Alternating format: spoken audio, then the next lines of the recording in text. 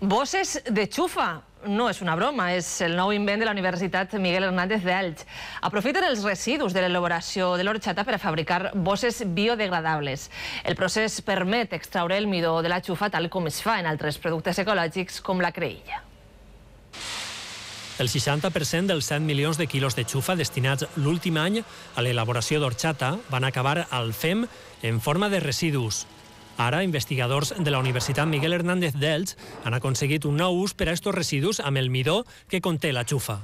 Y el almidón es la materia prima para la fabricación de bolsas biodegradables.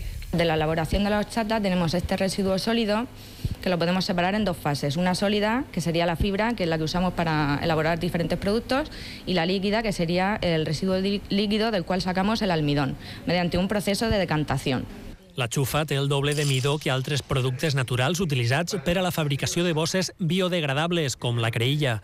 Amb este procés es podria fabricar 1,5 milions de bosses d'este tipus a l'any. Yo creo que la chufa es una gran desconocida, pero estamos demostrando que tiene muchísima más utilidad. S'utilitzaven per a alimentació animal i dona aquesta possibilitat de donar-li un millor ús i també de contribuir una miqueta a millora del medi ambient.